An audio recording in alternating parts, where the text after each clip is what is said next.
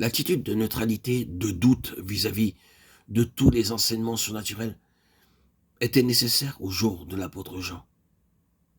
Et quelques 57 ans après la Pentecôte, combien plus est-elle requise aujourd'hui que nous sommes dans ces derniers temps prédits par le Seigneur et l'apôtre Paul.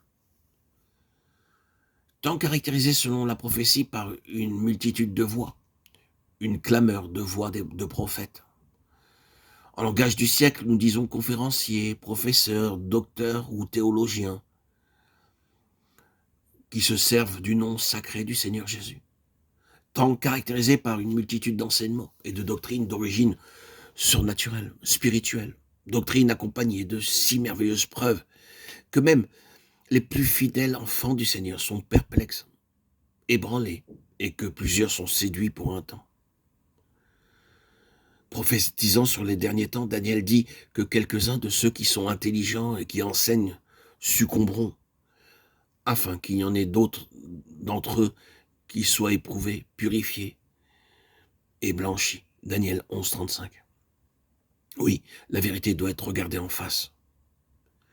Les élus peuvent être séduits, et plusieurs le sont pour un temps, afin d'être éprouvés et affinés.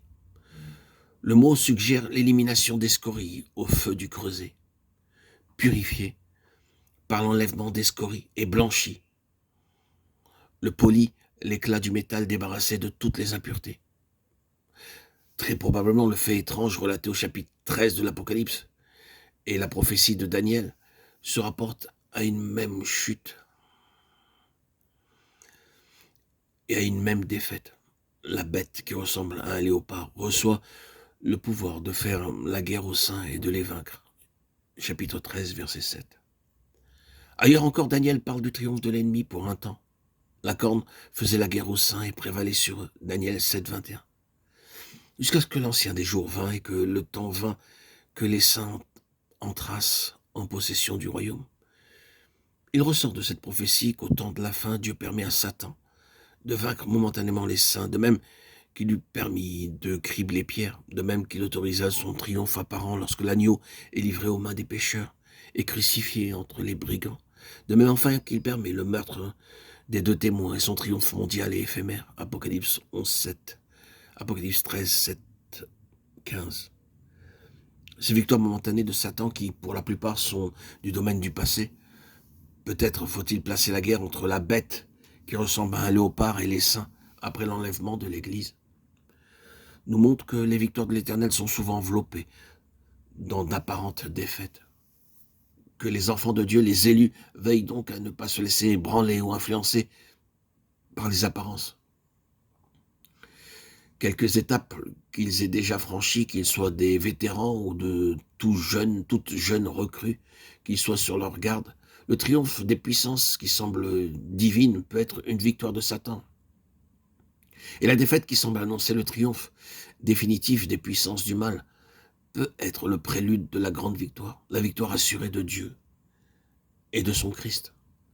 Satan est par excellence ce séducteur, et c'est comme séducteur qu'il prévaut dans les derniers temps.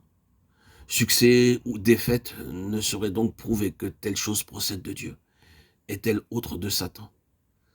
Le calvaire reste à jamais la révélation de la manière divine. Satan travaille pour le temps, et il sait que son temps est court. Mais Dieu travaille pour l'éternité.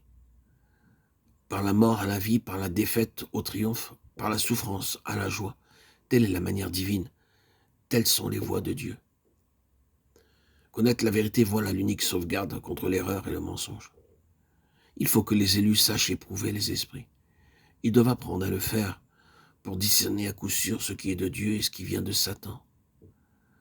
Par ces paroles, prenez garde, je vous l'ai dit, le Maître nous exhorte à la prudence et à la vigilance, en même temps qu'il nous avertit du danger. Nous aurait-il parlé de la sorte si nous n'avions eu qu'à nous confier en lui pour être gardés? Assurément pas. Et ceux qui négligent de rechercher le moyen d'éviter les pièges de l'ennemi deviendront tôt ou tard ses victimes.